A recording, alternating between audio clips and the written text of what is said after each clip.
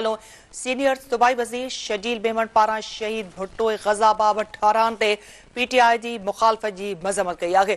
जारी कयल बयान में सूबाई वज़ीर शजील इना मेमन जो चवणु आहे त मुल्क खे एटमी ताक़त बणाईंदड़ ज़ुल्फ़कार भुट्टो बाबत ठाराह जी मुखालफ़त क़ाबिले मज़म्मत आहे।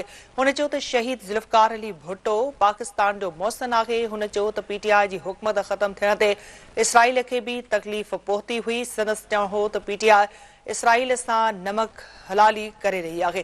अहम ख़बर अवां सां शेयर कयूं पिया त सीनियर सूबाई वज़ीर शजील इना मेमन पारां शहीद भुट्टो गज़ा बाबत ठारान ते पीटीआई जी मुखालफ़त जी मज़म्मत कई वई आहे।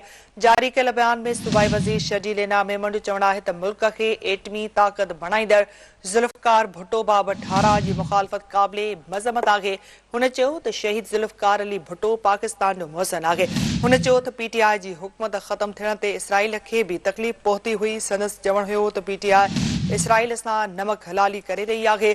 नाज़रीन, ही अहम ख़बर अवां सां शेयर कयूं पिया त सीनियर सूबाई वज़ीर शजील इना मेमन पारां शहीद भुट्टो गज़ा बाबत ठारान ते पीटीआई जी मुखालफ़त जी मज़म्मत कई आहे। जारी कयल बयान में सूबाई वज़ीर शजील मेमन जो चवणु आहे त मुल्क खे एटमी ताक़त बणाईंदड़ ज़ुल्फ़कार भुट्टो बाबत ठाराह जी मुखालफ़त क़ाबिले मज़म्मत आहे। हुन चयो त शहीद ज़ुल्फ़कार अली भुट्टो पाकिस्तान जो मोहसिन आहे। हुन चयो त पीटीआई जी हुकूमत ख़त्म थियण ते इसराइल खे बि तकलीफ़ पहुती हुई। संदसि चवणु हुयो त पीटीआई इसराइल सां नमक हिलाली करे रही आहे।